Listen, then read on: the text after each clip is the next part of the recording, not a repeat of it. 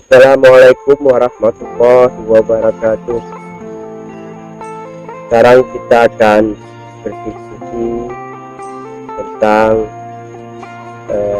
makna atau maksud daripada kebenaran itu juga. Karena dalam realitas kita sering jumpai perbedaan pendapat dari berbagai macam kelompok akan menyatakan bahwa semua mengatakan benar. Jadi kita ingin tahu sebenarnya kebenaran itu seperti apa,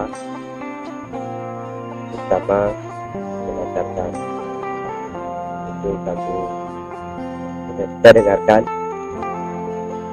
kajian ini disampaikan oleh Pak Aisyah. Silakan Pak Aisyah.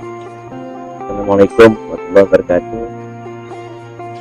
Memang ini tema yang menarik. Kadang memang sejak awal umat manusia kayaknya selalu berbicara tentang apa sih kebenaran. Nah, saya pengen melihat dari jawaban Tuhan.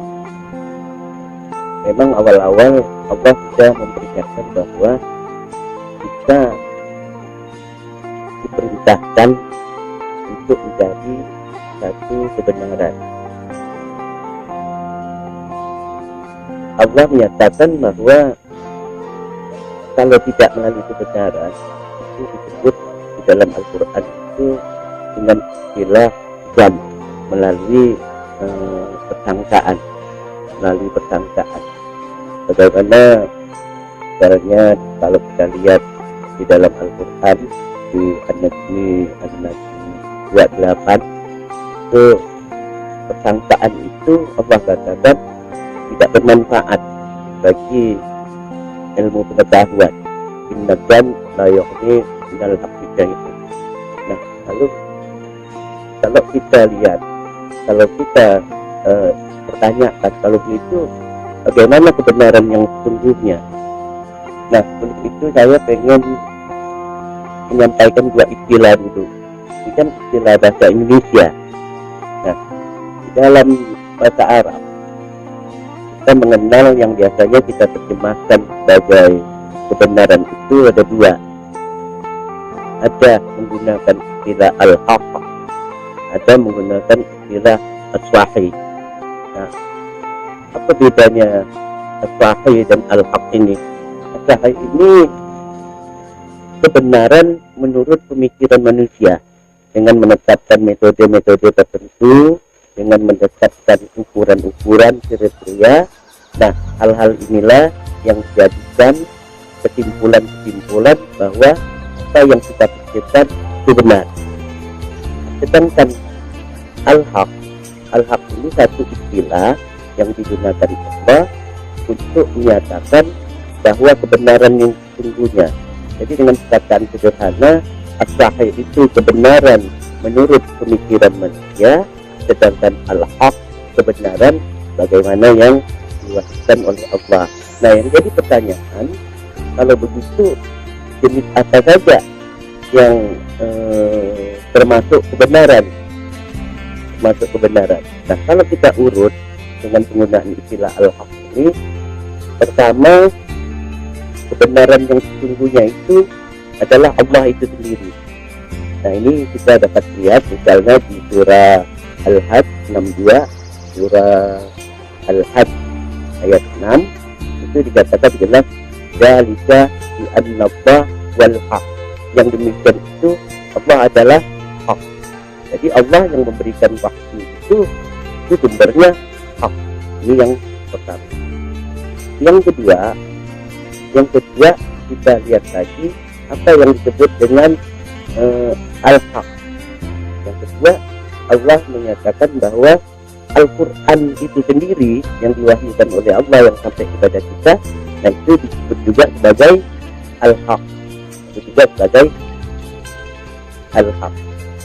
Ini dapat kita lihat misalnya di surah Al-Hajj 54. Allah berfirman, wal ya'lamal ladzina utul ilma annahu haq. min rabbika. Jadi apa yang diwahyukan oleh Allah itu, nah itu disebut juga sebagai al-haq, Al-Quran. Nah, karena sebagai al-haq, Al-Quran itu tentu di dalamnya terdapat banyak ayat yang menurut para ahli katanya ada 6.666. Nah, bagaimana menyikapi ayat-ayat ini? Nah, Allah juga menyatakan itu di dalam surah An-Nisa, surah An-Nisa 82, tidak salah, Allah menyatakan bahwa Al-Quran itu harus kita tadabbur. Apalah tadabbur Quran? Kenapa kalian tidak mentadabbur Quran? Laukana, kalau saja katanya Al-Quran itu laukana min indi khairillah, kalau Al-Quran itu bukan dari Allah, tentu kalian akan menemukan berbagai pertentangan di dalamnya. Lawa jadu fihi ikhtilafan katsiran. Di dalamnya banyak pertentangan. Itu yang ketiga. Yang keempat, al-haq juga disebut Allah dalam proses penciptaan alam semesta. Nah, ini dapat kita lihat di surah Al-Hijr 85, itu dikatakan juga Allah mengatakan wa ma khalaqnas samawati wal ard illa bil haqq. Jadi Allah menciptakan alam semesta dengan aturan-aturan, dengan segala hukum-hukum wujud yang ada ini itu juga dengan konsep al-haq. Nah, inilah kriteria kebenaran yang menurut wahyu daripada Allah. Jadi sesuai dengan apa yang ditanyakan oleh Pak Jul tadi, kalau begitu apa saja kriteria kita untuk menentukan kebenaran?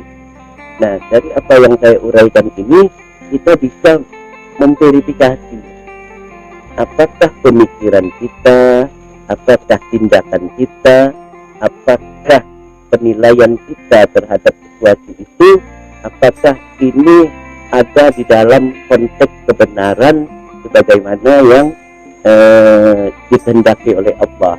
Nah, apa itu?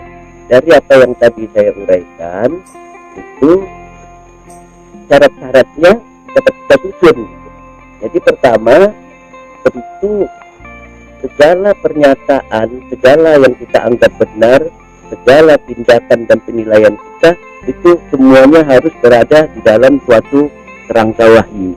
Itu yang pertama. Yang kedua, konsekuensi logis dari pernyataan yang pertama tadi, tentu setiap pemikiran, setiap pernyataan, setiap tindakan, setiap penilaian kita tentu harus memiliki landasan ayat Al-Quran. Itu yang kedua.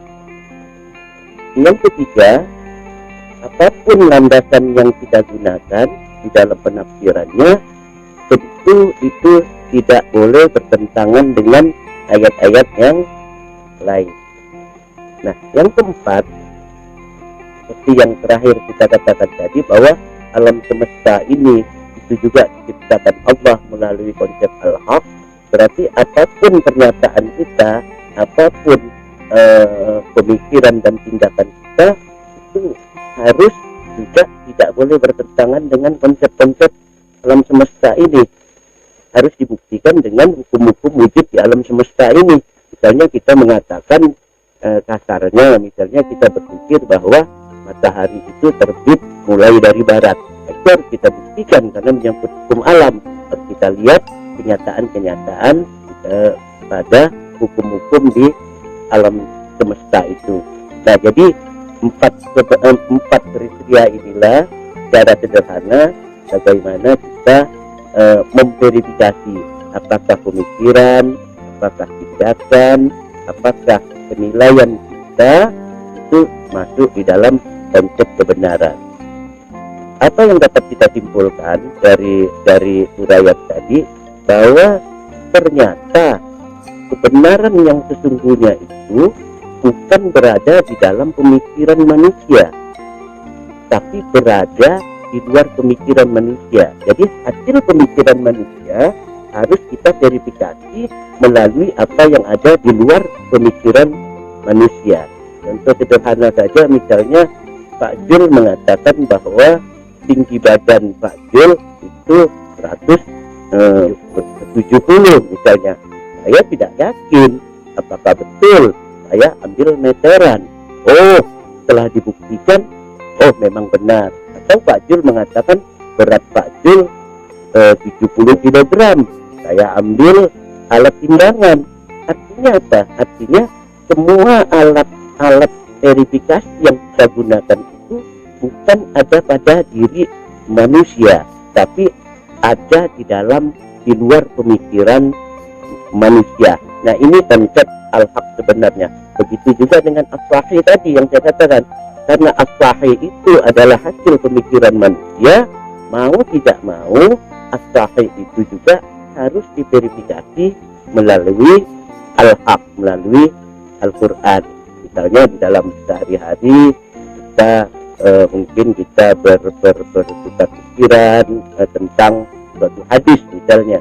Nah, pertama harus kita lihat dulu apakah hadis-hadis yang kita bicarakan itu bertentangan dengan Al-Quran atau tidak. Nah, saya kira itu yang dapat saya sampaikan dengan pemahaman tentang apa yang disebut dengan benar atau kebenaran.